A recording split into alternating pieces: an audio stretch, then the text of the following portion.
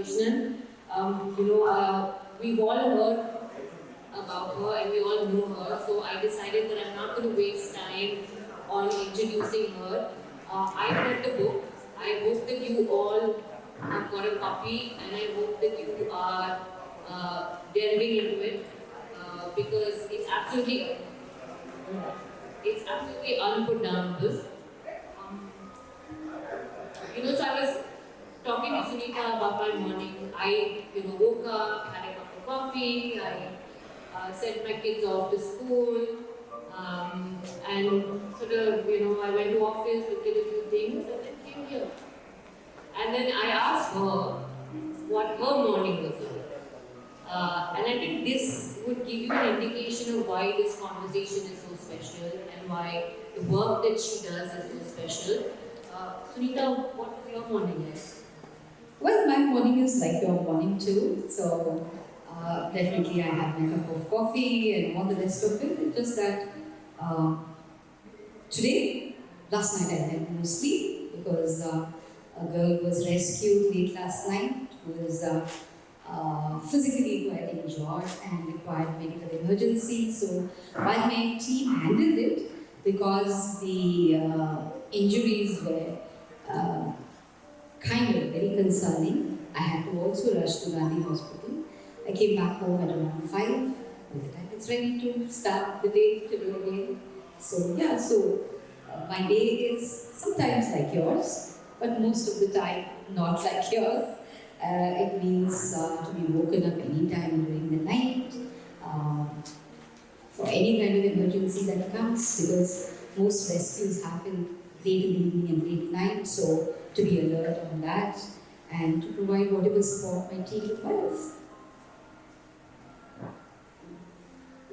Sunita, you have won the Padma Shri for your work, been recognized as a trafficking in-person hero by the US government, and for Newsweek's 150 fearless women in the world. I mean, everyone knows you. You're one click away from, on Wikipedia, you open it up, and there are articles and articles that pop up about you on the internet.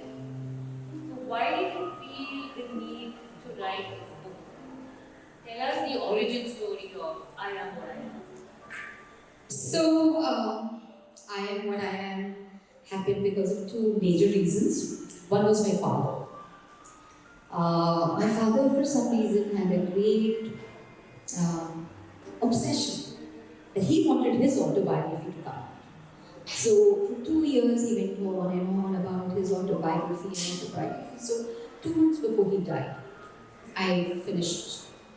we finished his autobiography, and on the terrace of our house, we had a little release of the book and all the rest of it. And 2 months later, he died, the month of November 2021. So on the 11th day, I gave his autobiography to all our friends who came for the memorial, and to my utter shock, each one of them said the same thing repeatedly. Oh my God, we didn't know Radha Krishnan was so great. We didn't know Radha Krishnan did that. And that is why it struck me. I don't want this. Whatever the world wants to tell me, let them tell me when I'm now here, alive, good, bad, ugly, whatever you tell me now. And that is when the first idea of doing a book came. Exactly after a month or so, I get this weird call from Bombay, a big time producer called Amy, saying, we planning to make a biopic on your life. I said, biopic? Yes, what do you want? No, we finished everything. I said, how did you finish? When did you get the story? Everything is there in the Google. So we picked it up from there. And that is when I had a shock of my life. And I spoke to my husband Raj and I said, what the hell is there on Google? He said, just go and see the YouTube. Hundreds of biopics about you available there. All kinds of stories. Everything has the same start, but then everybody has imagined their own stories about what I was. Somebody said I got raped at that age, and somebody said something else, and somebody said. That's what I decided. I have to tell this world what I am, what I have done, what is my story. It has to come out from me, and that will be a document which is going to be permanent, and that is how I am what I am capable to be. So you wanted your own voice, you wanted your your own version of your Yeah, life. because people are sitting and making my own versions, right? Everybody is creating their own imaginary stories of what Sumita Krishnan is. And the narrative of Sumita Krishnan ranges, like, for some you're a hero, for some you're a demon. So there's all kinds of versions going. So I want to give you my version, what I am. Good, bad, ugly, everything combined. Why is it called I Am What I Am? So that's also an interesting story because I started with a different title. I said the first title I gave was Being a Survivor. And coincidentally, when the book was coming to a close in terms of the editing got over, few friends were visiting me in my office, and I said, I'm doing my memoir, and the name title is Being a Survivor. So there were four of them in my office, and all of them said four different things. No, you're not just a survivor, you're something, something, something, and something, something. And then it's like that everybody thinks something, something, I am what I am, yeah, this is it. Meaning, I am not, the hero that people want me to be, want themselves to believe that I am. And neither I am the demon that others want me to, brand me with. Whatever I am, that is it. So I said, okay, I'll call myself I am what I am.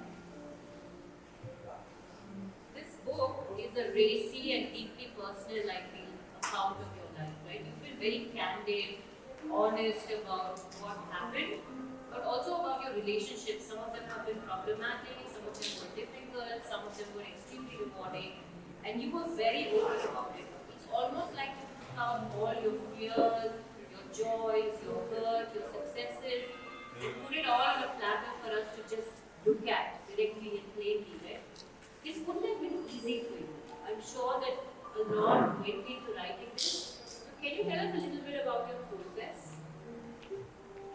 So first, let me tell you, Swati, I wrote the book in 13 days. 13 days. 1-3. So, and that's all the time that I could take out. And I had taken a call that 13 days I'll cut off myself from the mobile phone, everybody, and go somewhere quiet and do it. And so everything happened in those 13 days. That 13 days was critical in many ways because before that I had not planned what I have to do and how I have to write.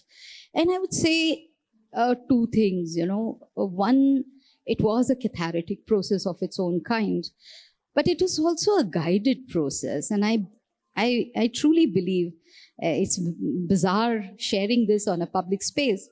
I felt led on, chapter to chapter to chapter. On the fourth day, I think the toxins that I had accumulated in my life, the anger, the bitterness, the betrayals, the rejection, the judgments, and everything that had accumulated somewhere in my body, all of them came out. So I had this, so for 13 days, I wrote for 14 hours a day, non-stop. And it was only on the fourth day I stopped for 6 hours. And the 6 hours was non-stop vomiting and loose motion. And then that I was sitting there. Luckily, this place that I got, Hilton, was extremely generous in giving me a room during their simulation period in Bangalore. And so, and they have lovely bathrooms, where the commode and the wash basin are close to each other. So I was vomiting the front and loose motion that way. And 6 hours later, neither I'm feeling depleted, nor I'm feeling dehydrated. I'm just clean. And another thing that happened was, sometimes there are so many instances that happen to you. A good part of it, your brain blocks. You don't want to really imagine what exactly happened inside. Like, when you are beaten up in a brothel, for example, sometimes you get molested also in the brothel. Now, when you remember that instance, you remember many, many things. Some things ugly, some things good. I remember, going for a rescue in a place called as Chandrapur, and I write about that story, but not this part of the story. So the story that I've written about is this young woman who held on to, the bedpost, and she wouldn't move, and everybody, there were 48 of them who were rescued. We pushed everybody inside the bus. This one person is not moving, just not moving, and she's just holding on to the bedpost. Now I'm there, telling her to, bache aa jao, come, aa jao, and girl is not coming. And during that time, I'm on top of her, I'm pulling her, and there are characters who are just jumping on my back, practically doing some tandav on my, back and jumping that side. So I don't know how many people stamped me at that time. And that's a kind of, mayhem that is happening there. So many of these things you don't speak about, but all that came out, during that process. And not everything is written there, but everything is lived, when you're writing, and then you're making a choice, ki bhaiya, kitna batana hai, how much to say. This is how much is required for the world to know there are something else.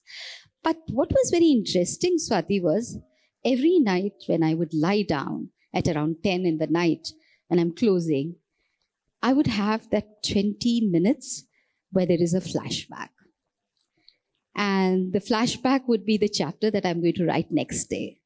And so next day, I never had any trouble in remembering the name or the face or what happened there. How much of it I wrote inside is a different part.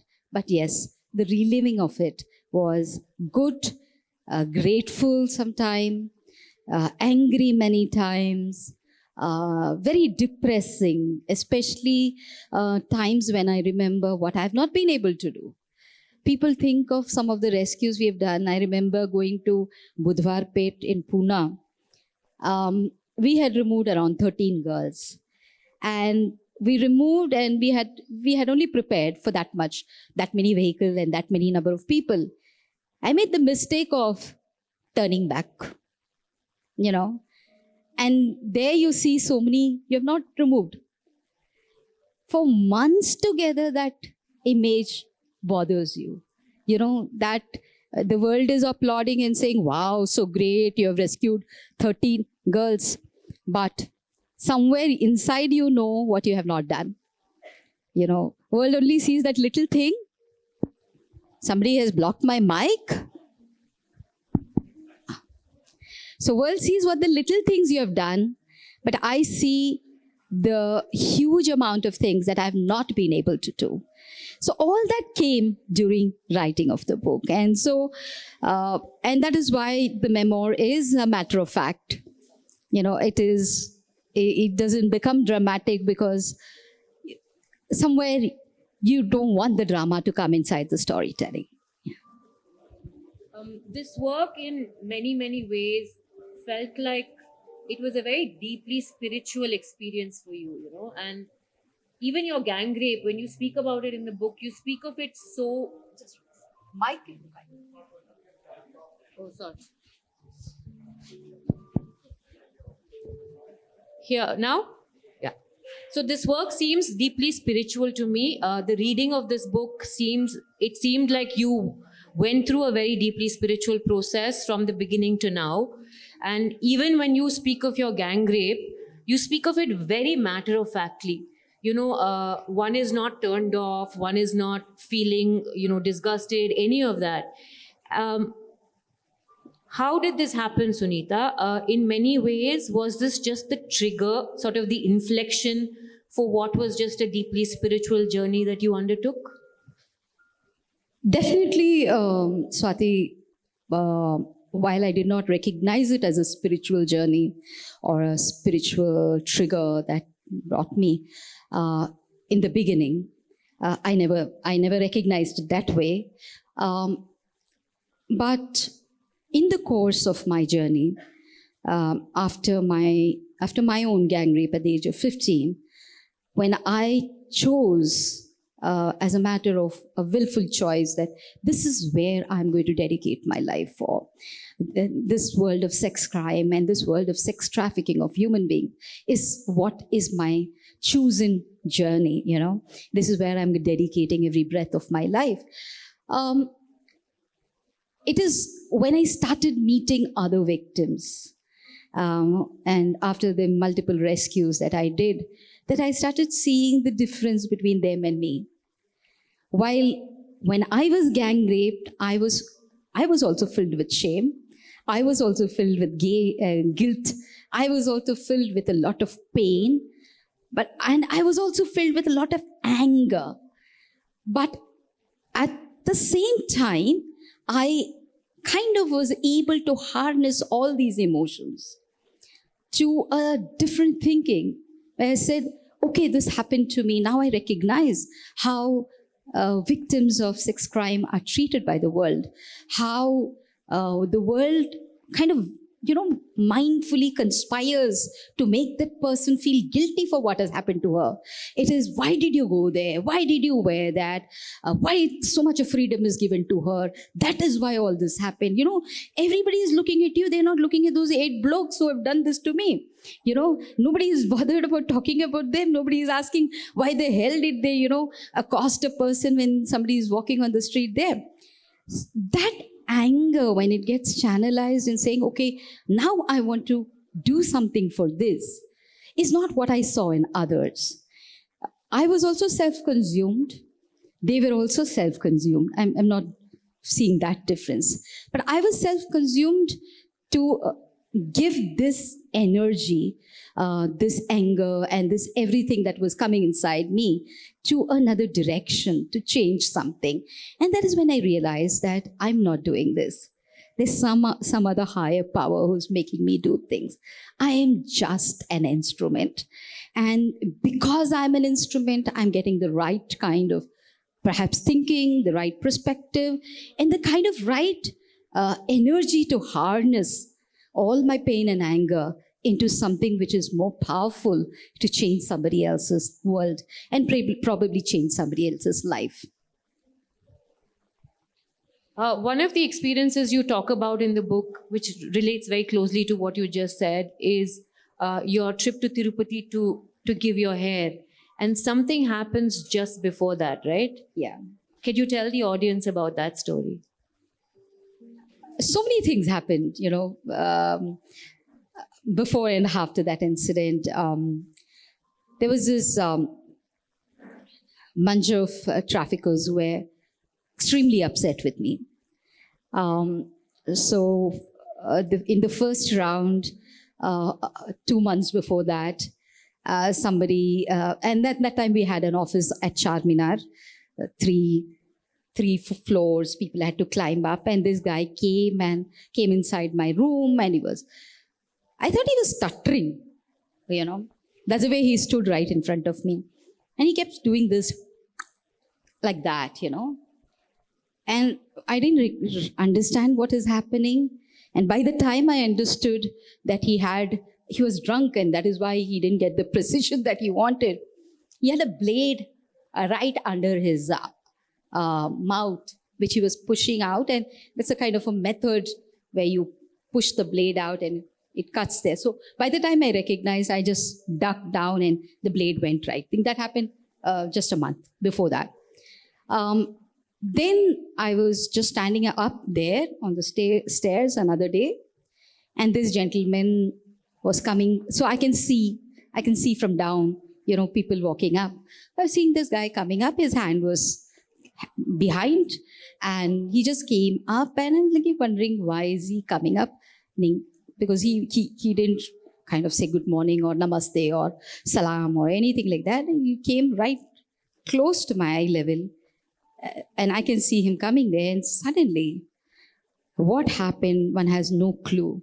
He slipped, he fell.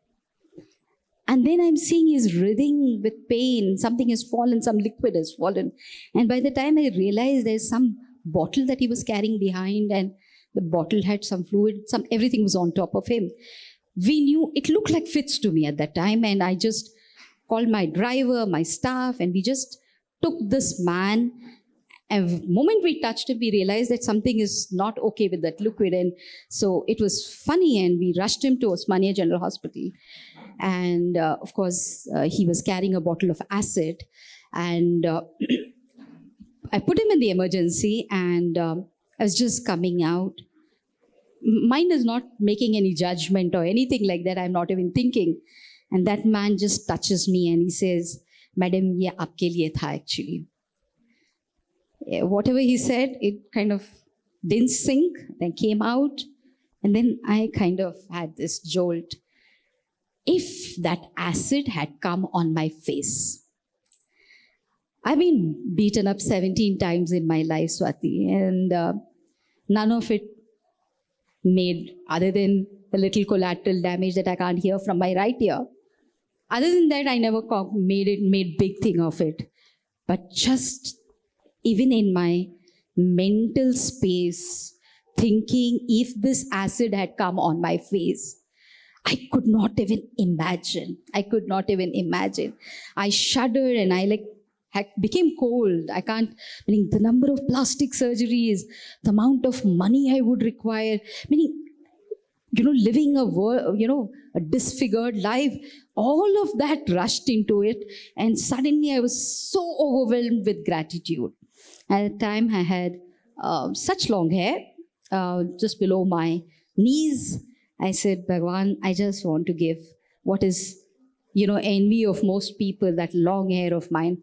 I just want to give it to you as a thank you." And that's how I first time gave up my hair before Balaji as a thank you for this life. And sometimes we don't recognize, some small things like what your face is, whatever,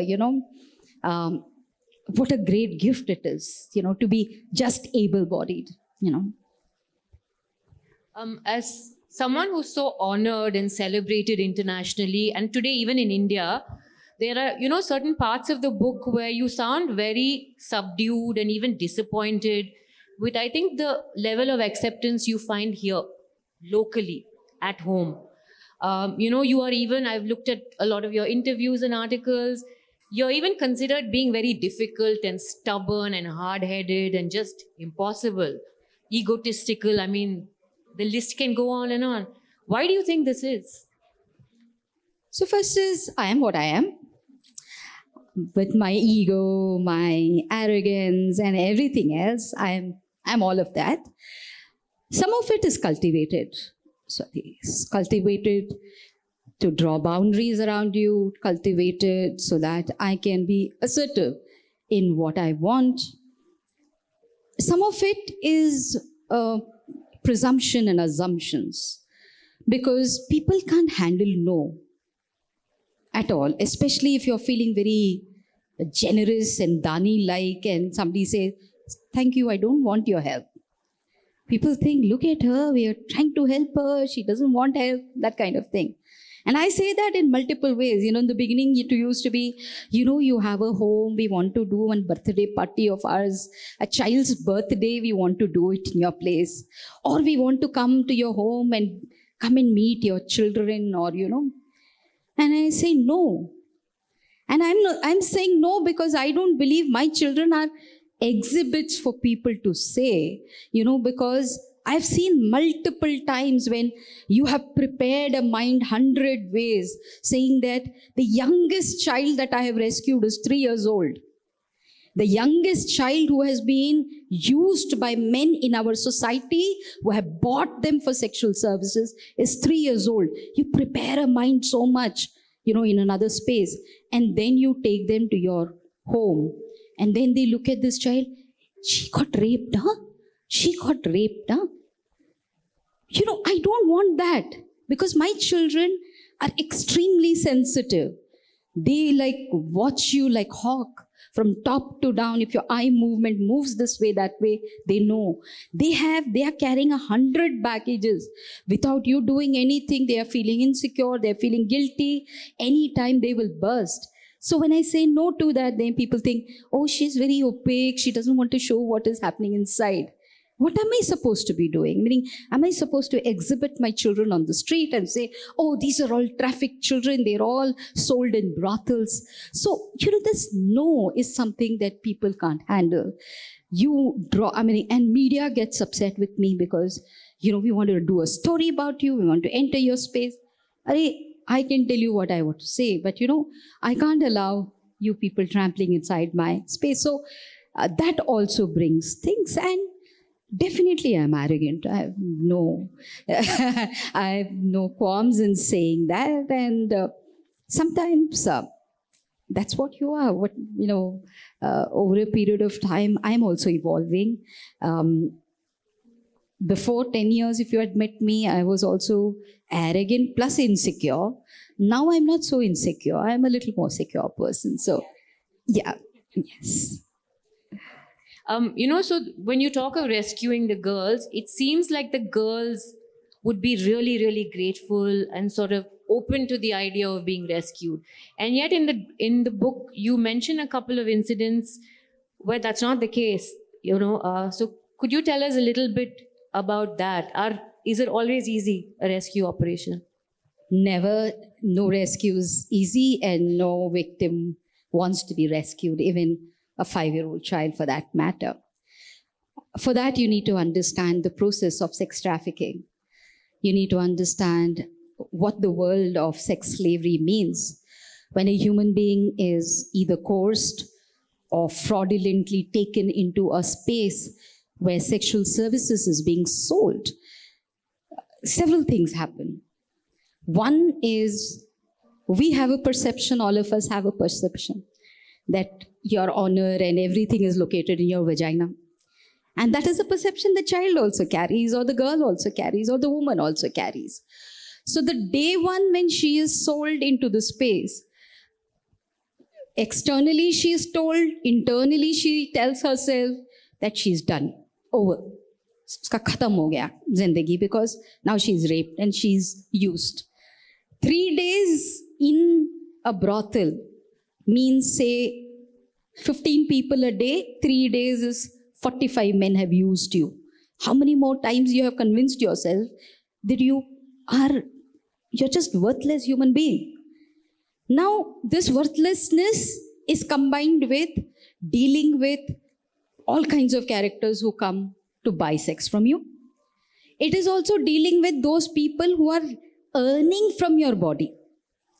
So there are characters who are sitting there saying, now you go in with a man, 500 rupees, 1,000 rupees, 10,000 rupees. You're collecting. So go more number of times, so we get more revenue. Now they are also teaching her many things.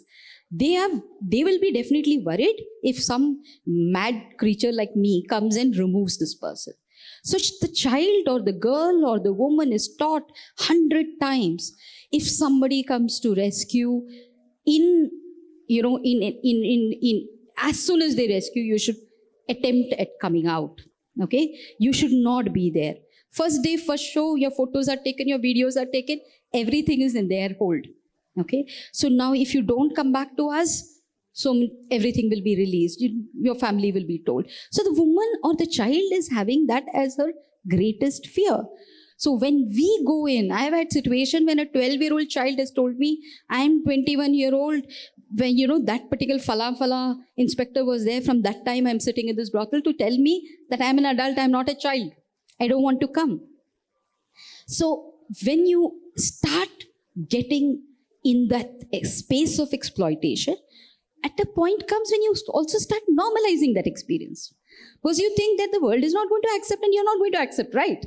You don't want her back as your daughter. You don't want her as your daughter-in-law, anybody. We have right now a case going on for the last 15-20 days where a girl wants to die going back to her village. And her family says, we have given Pindadan. We don't want this girl back. So that families like that too, you have a whole world of rejection. That's also a reality she knows, right? So now she has normalized that experience. And therefore, when she comes into our space, she's resisting any support. She has no reason to trust you. We could also be one of the cheaters who have brought her into it. Then she has a real fear that if I stay here long, that the repercussions and consequences of that. So when we rescue a person, we are rescuing 100% a hostile person, a person who don't want to be here. And every day, we go through a situation where the person is screaming, send me away from here, when will I go back? And the third party actually sees, you will actually say, oh my God, human rights violation, why are you keeping her against her will? But in her state of mind, that is what she's going through. And she requires time to heal, to recover, and to understand that she can come out of this victimhood and become a survivor like anybody else. I would implore all of you to pick up a copy of the book, get it signed by Sunita, and read it, because it truly is like an adrenaline rush, like an action film. From the first page to the last, you cannot put it down till you're done. Hypothetically, Sunita, and this would be my last question before I open up to the audience. Hypothetically, if a film were to be made on you, who would you want to play you, and who would play your husband? I don't know, my size and all, I don't know who will be, Sai Pallavi, I would think, for her caliber and things like that. But suppose we look, bypass the color and the height factor, and we imagine Sunita to be 5'10" and all that stuff. Demi Moore would be a lovely choice. Forget, yeah. And Dev Patel, there in international space, and I don't know. I can't say Hrithik Roshan, maybe, too much, no? Hrithik Roshan and all for Rajesh. No, I think Kunal Kapoor. Yeah. Well, dreaming is free, right? Fantasy. Why not? Is it okay if I open up to Sure, questions now? please. I'd like to open up to questions now if anyone has. Yes. Please use the mic. One of the greatest gifts that traffickers have given me is deaf ear. Hello, Sunita Krishnanji. I'm very happy to meet. It's on. Hello, Sunita Krishnanji. And I met you previously when Hyderabad Literary Fest was conducted in HPS, Begumpet. And you have same energy as before. It's been 8 years actually. And ma'am, what is your take on Jogini system? What you have gone through is abduction, rape, and so on. And Jogini system is a sacred prostitution. So what is your take? There are still cases of children being made as Joginis. And what's your take on it, ma'am? Jogini system, like any other system, like the Devadasis, Bhoginis, Matangis, and which is culturally sanctioned and religiously sanctioned, for me is an age-old, century-old commodification of women, where you have not only treated a person as a sexual object, but you have actually created an institutional structure to sustain and think. So for me, it is a pure form of sexual slavery, which is religious sanction. But, you see that in variation.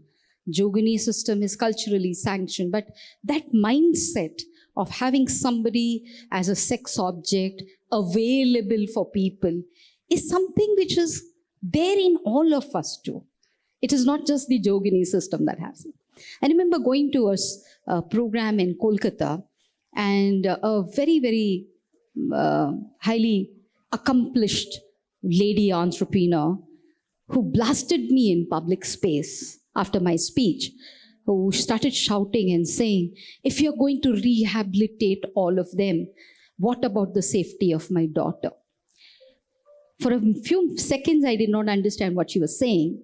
And then it sunk that she believes that some girls, some women have to be selling their sexual services so that her daughter can walk safely. This is the same mindset which comes with all these systems. And like I look at sex trafficking as sex slavery, I also look at all these systems also as sex slavery.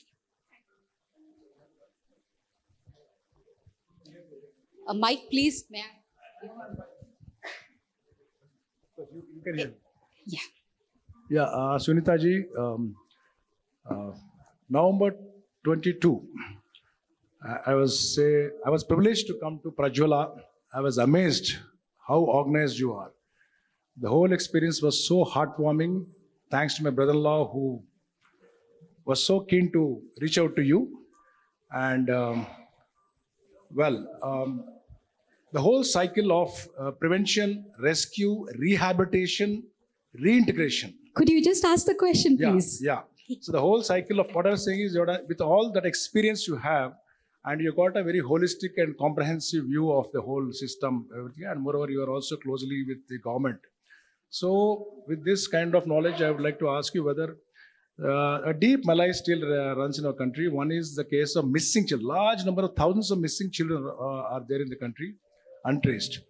The second thing is that this is the gender ratio. Though there has been some improvement from say 918 to 933 per thousand in recent times, still it's a very skewed gender ratio. Somehow it's very disconcerting, very concerning. So what do you think we can do about it? What would you suggest for today? This is a whole session, sir. Yeah. If I have to answer that thing. I think somewhere if all of us can recognize that we are deeply part of the problem, all of us, because of our attitude, because of our silence, we perpetuate a lot of, regressive thinking, just the silence itself, we don't speak, it doesn't bother, it's not my life, it doesn't bother me, it's somebody else's. And so many of these malaises continue. Like when you said the missing children. I don't know how many of you all know the amount of struggle activists like me and many others across the country, all my colleagues in the sector have actually struggled to convince the police, look at a missing child as a missing child. Just that acknowledgement. 10-year-old girl goes missing, some reaction, no problem. 12-year-old girl goes missing, she must have eloped and please check which boy she has run away. How much of time gets wasted, for tracing and tracking. So somewhere, all of us, the state, the system, and we have to change our mindsets. And that is where, in my opinion, it boils down to changing things. If we can become the change, there will be change around us. That's all that I believe. Yeah. May I answer this in my thing? Yeah, Umaji.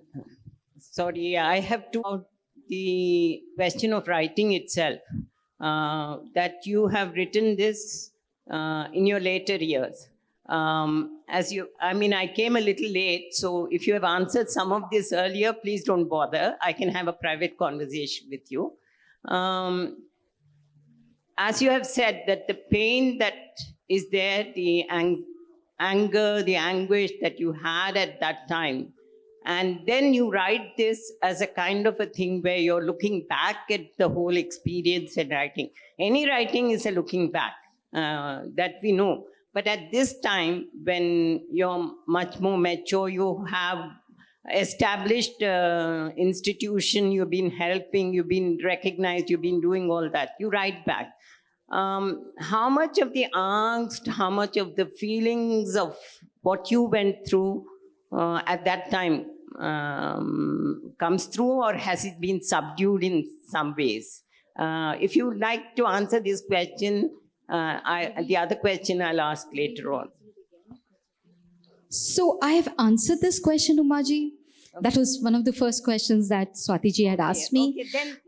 Let me just summarize the second part of the question. Yes, the angst and the pain sustains in you. It's 37 years since I went through what I went through. While it got sublimated in different forms, and I have survived with that pain for a thing. It's not gone. It's not gone. It keeps coming back even today. Not only, in my writing, I have managed not to bring that pain there, But in me, as a person, it sustains for 37 years. Even today, I have triggers where I am in a crowd and a body odor can just put me off. I start palpitating and then I start feeling nauseated and then I start getting my nightmares in the night. What triggers it, I don't know, okay? Or rather, I don't want to know. But some of these things don't go away. You don't really recover fully because not just the pain of it, the anger, the anger that is connected to the guilt and shame that is, imposed on you. All that comes back again and again in multiple ways. Not in that big way that was there 37 years back, but it comes. I have mindfully tried not to bring those emotions in my book because I felt that side of me is not what the world needs to know. What the world needs to know is that you can survive that experience.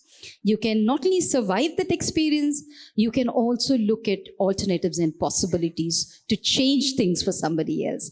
And so my memoir, which is capturing 40% of my life, I would say 60% not yet captured, and I don't want it to be captured, carries that journey of possibility only.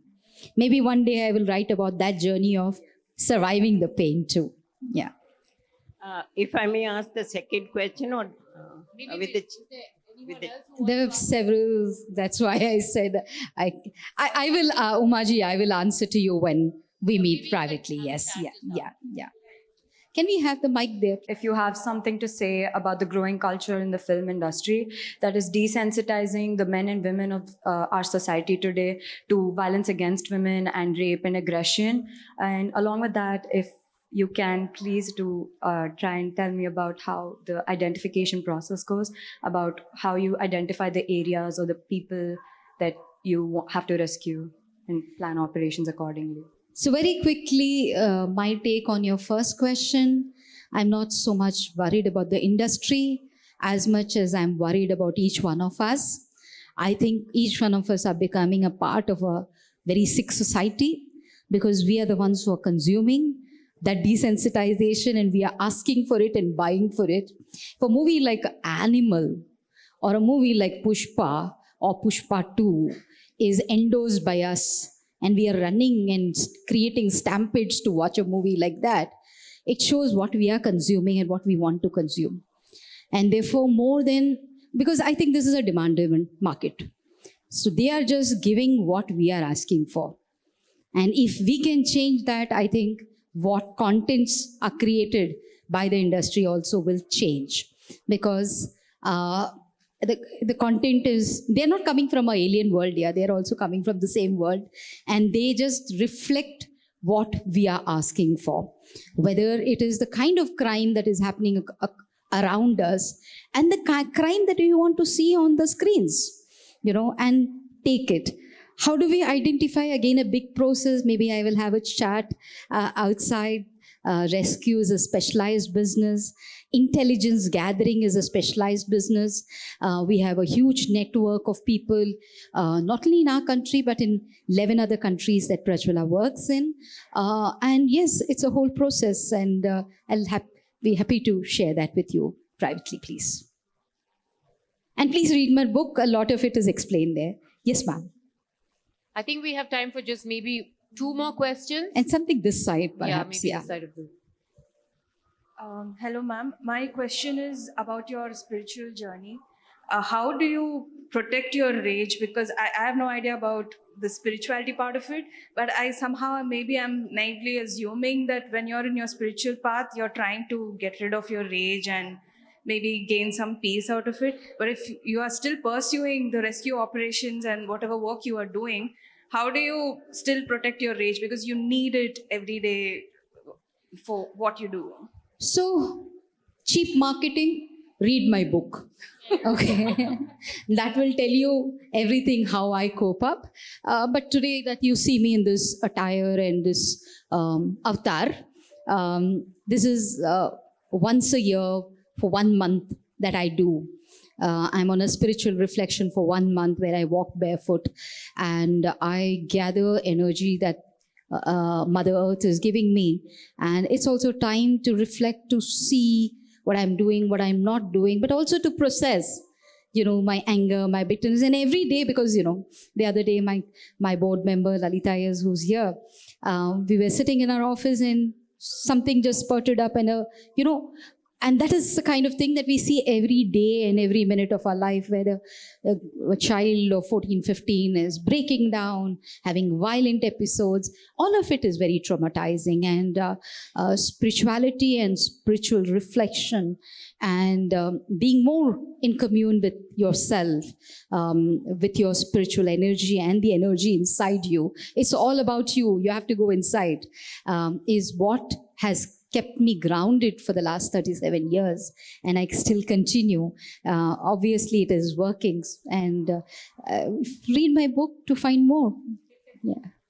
Somebody from this side, please. Green, yeah. One more question and then we stop. Yeah. Ma'am, given the fact that you have been through so much, that's on one side, and we also see that very silently in many families, there are sufferers of incest and domestic violence, watching it as well as being part of domestic violence. What is your advice, or what is your, advice to them for strength? Because they're so silent. Half of them don't admit it. Half of them don't come out. They have their own children now, they would have grown to that level, but they still have those traumatic experiences haunting them. I don't think I have any specific advice that I want to give anybody. But what I would like to say is, what they are going through is a reflection of what we have done to our society. All of us, in our silence, when we say, this is not my problem, why should I talk about it? Or when I say, I see something, maybe in my school, maybe in my family, maybe in my vicinity, and I say, oh my God, my family honor, prestige, what will people think of us? Don't talk about it. What are we doing? In our silence, we are perpetuating and creating an enabling environment for perpetrators to thrive with impunity. All of us are doing it together. Today, if some man is claiming in the same damn city that I have killed my wife and chopped her into 100 pieces, put her in a cooker, burnt her and thrown her, who has given him that kind of courage? We have given it. We have given it through our silence, through our silent endorsement. And that is what I want to advise myself and advise to each one of y'all. Speak up, And today, none of y'all have, especially the ones who are sitting here, none of y'all have the excuse to say, I don't know, or I didn't know. Today, with a bloody mobile phone that each one of y'all have, you can't even say, I don't even have the instrument. I'm just a small buddy, how can I speak? Can you speak up through your Twitter, through your Facebook, instead of putting your 100 selfies, standing like this and standing like that? Can you use your Insta Reels to talk about this? Say this is not acceptable. It is only when we create that kind of a zero tolerant environment to any form of violence that a victim will get the courage to speak. Because then she knows, yes, the world is standing with me. It is going to say really bad to a person, a predator or a perpetrator. You will be shamed. You will be sidelined. You will be the one who will be moving out of the society. I will be treated with respect and compassion. Can we give that to that person? Then more people will speak, and then more people will stand up for themselves. for this opportunity. Thank you so much, Sunita. It was an absolute pleasure to be here with you. Thank you so much, Swati. I'm so delighted to speak to you. And this is a special Lit Fest for me because Hyderabad is my karma bhumi, and this is where I started my work. So this Lit Fest is extremely dear to my heart. Thank you so much. Thank you. And I'd ask all of you to please buy a book, and Sunita is available at Book Point for signing the book as well. Thank you all so much.